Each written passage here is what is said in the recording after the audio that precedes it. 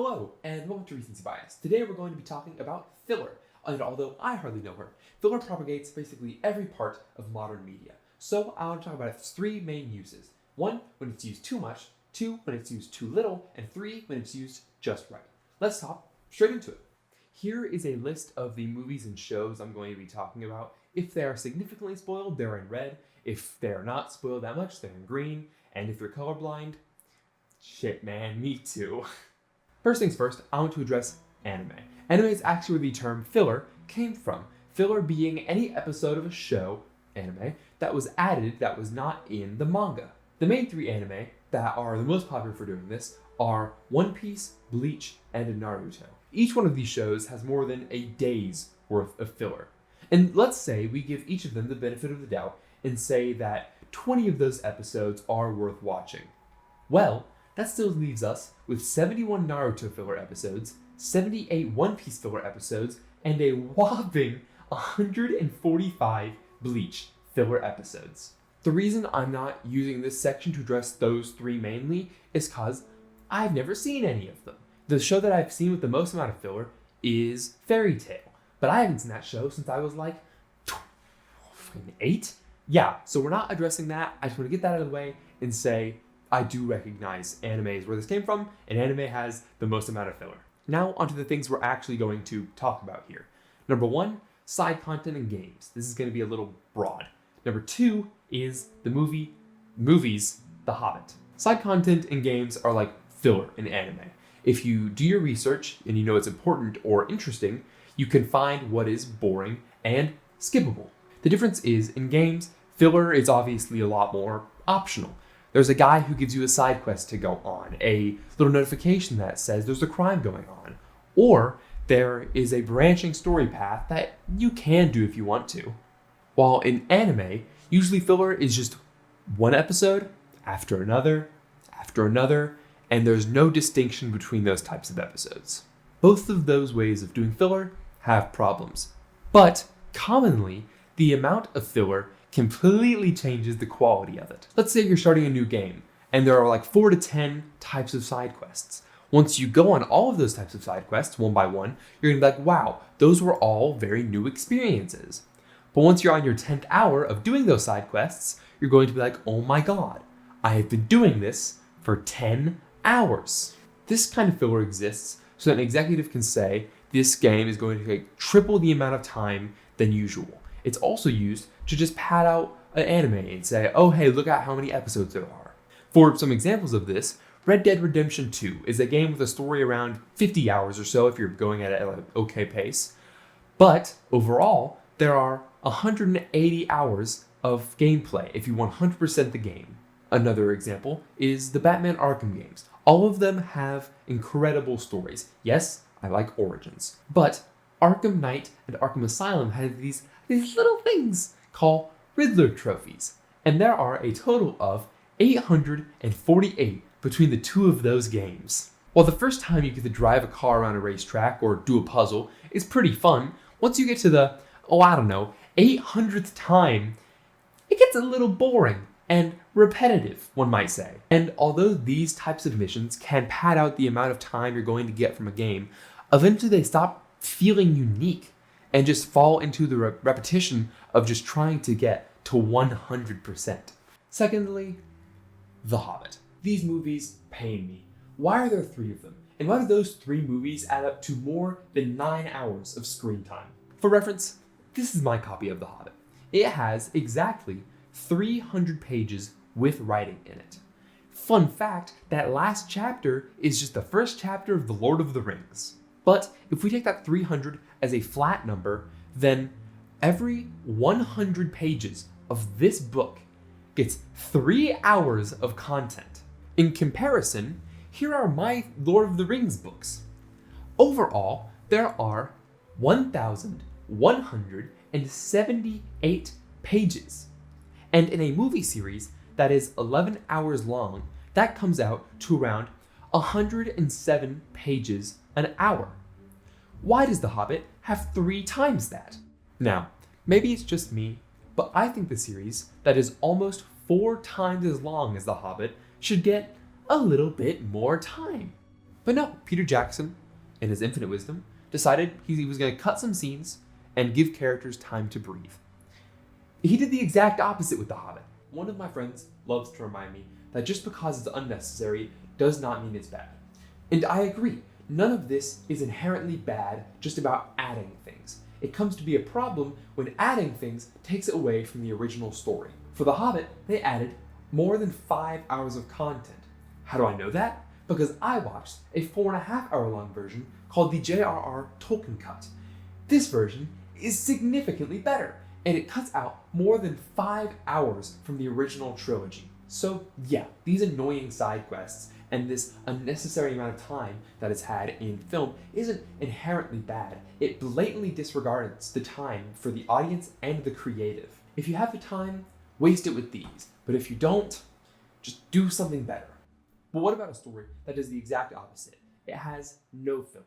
Now, I believe a story with zero filler can be fantastic. We'll actually get to that in a minute. One of my favorite anime and favorite movies of all time both have little to no filler. That anime being Demon Slayer and that movie being Good Time. Both Good Time and Demon Slayer, after season 1, move at a breakneck pace. Demon Slayer moves from one amazingly choreographed and drawn fights ever in anime, and Good Time moves from therapy to robbery to jail to kidnapping and a good bit more. Its filmography is very claustrophobic too, and it makes you feel like you're constantly missing something from shot to shot. And this is where I want to admit with Good Time, the absence of filler is perfect here. Originally, I was going to say it could use some stuff, but on a rewatch, I realized adding filler would kind of destroy the point of this movie. The Safdie brothers wanted to make a story that constantly was moving from one scene to the next. It wanted you to feel like you were in the action with these characters, and it works perfectly. The story is paced amazingly, and it's a very short 90-minute long movie. On the other hand, we have Demon Slayer. I specifically want to separate Demon Slayer for season 1 from the rest, as it gives more time for you to sit down and understand the characters at different moments in time. This season has both training and resting arcs. Some of those times, those training and resting arcs are literally the exact same episodes. With those kind of episodes for the characters, you just get to understand them on a better level. I wish other anime actually had things like this, where instead of just the character disappearing for 20 episodes and being at a resting place, we actually get to be there with them while they're resting. This is one of the problems with the next couple seasons of Demon Slayer. I'm not counting the movie. I saw that movie. It hurt my soul. I paid $20 for those tickets. Oh my god. Anyways, although I love Demon Slayer, there are times, especially in like the Swordsmith Village arc, where I was saying, oh, we're already on the next fight? There was like no breathing room for any of the characters. And with the addition of 2 new Hashira and 2 new villains, they could definitely have used some time to shine in their own moments. Let's talk about some of the good things first and how they have messed up kind of here. For example, when they did the Mugen Train arc, Rengoku got an entire episode for himself if you're watching the anime version. This entire episode is just for Rengoku, so you get to understand him and enjoy his character to a greater extent. And even without an entire episode added, characters like Tengen function fantastically. Tengen has 3 wives, and the reason he's here is because he sent his wives to try and help him defeat a demon, and they get captured. He's just here to take care of his wives. Those are the most enjoyable Hashira from the past. In comparison to this season, we have this woman with a big personality, is what I can say. And we have this Mist guy, who has a little bit of character development. But it's not because he goes through a new trial, it's just because he unlocks a previous memory. Also, uninterestingly, are the new villains. Once again, in comparison, past villains. This child is literally trying to make himself a new family because he felt rejected by his previous one. They did reject him, that's the whole point. These 2 are siblings. They just want to help Muzan Kibutsuji and survive together because they love each other. Compare that to Swordsmith Village arc. You have this guy. He has a pot. And you have this guy, who, hear me out, just turns into other guys. These 2 characters don't have any funny banter either. They separate at the very beginning of the season and fight on completely separate battlefronts. I don't care about either of them and who they're fighting. As a last comparison, look at this guy. I hate this man. If you know who he is and what he's done, you should hate him as much as I do. Although to make this guy interesting, they just had to fridge someone else.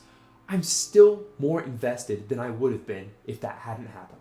So while having no filler in a story like Good Time can work fantastically when you're working at a quick pace for a short amount of time. It doesn't really work when that short amount of time and quick pace gets dragged out along seasons of television. Finally, what I just actually wanted to write a video about, but I felt like I needed to add some padding. So we're here. Just enough filler. I want to talk about specifically 2 pieces of media for this category. Originally, I was going to talk about Cowboy Bebop, but that is going to have its own video soon. So I was like, why give it its own video and sections in it? It's going to have its own video. We're going to leave that out for now. The 2 pieces of media I'm going to talk about are, number 1, a game called One Shot, and number 2, a movie called The Sound of Metal. Quick movie summary. After learning that he is going deaf, Ruben, who is also an attempted recovering addict, decides to go to a facility where he can recover and adapt to his new deafness. So he leaves his girlfriend, leaves his band, and goes to a facility for the deaf. Ruben has some pretty basic goals throughout this movie. Number 1, he wants to regain his hearing, because obviously. Number 2, he wants to get back with his girlfriend Lou, and number 3, he wants to leave this facility. He isn't very fond of it.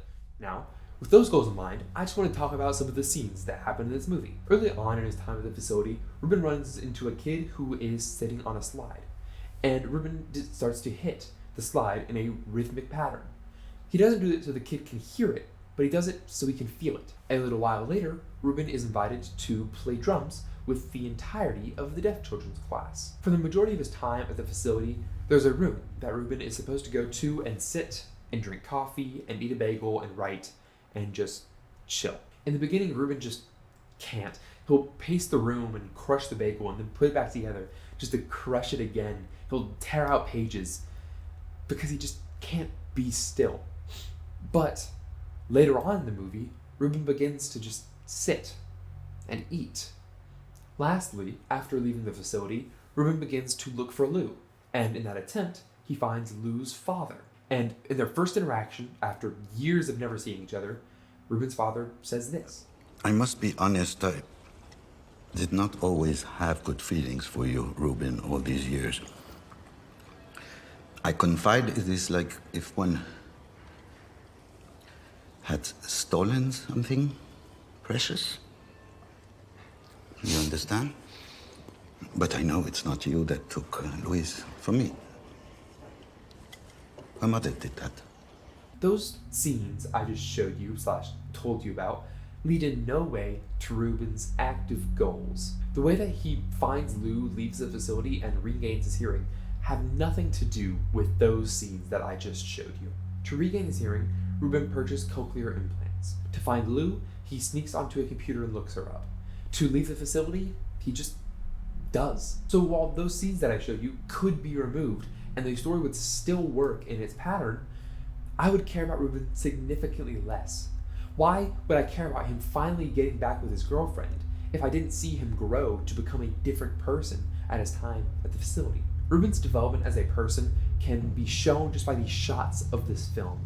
The first shot of this film and the final shot of this film are just completely separate people.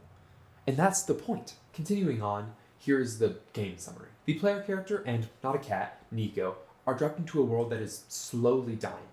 Nico is seen as God's messenger to this world, and he is guided by the player. Nico is also trying to get home to the world he came from. Nico's goal throughout this game stays pretty consistent throughout the entire thing. He wants to go home, eat his mother's pancakes, and if he can, he wants to save this world. What makes this game significantly different is that we are now a part of it. We are not playing as Nico, we're playing as someone who is guiding Nico. And there are many times when we're reminded of this. Every time Nico goes to bed, when we reopen the game, we get to see his dreams of where he comes from, his mother's pancakes. And then Nico will ask if we're still there watching over him. As the player, like Nico's goals, we are here to get Nico home and to try and save this dying society. And in doing so, we not only learn about Nico, we learn about this world which we're trying to save. We play a chess game with a lonely android, remind a scientist of years past, and give the light that will save the world to a dying little girl. You don't have to do them. These moments are all optional. But in watching Nico interact with these characters, once again, we get to have a greater understanding of the world we're trying to save, and we have a greater depth of feeling for Nico, Throughout these instances of filler, you're not getting an entire 22-minute segment of story that you can skip. You're getting a 4-minute conversation between a father and the boyfriend of his daughter. You're getting a half-minute long conversation with not a cat, Nico, and a 2-minute conversation between him and someone else from a dying world. Filler is a tool that can be used by artists to make a world feel more alive. By adding absurd amounts of filler in places that's unneeded, you waste not only the audience's time, but the people who created the story. By having no filler in a story, or not in places where it should be, you give the audience no more time to understand the characters on a deeper level.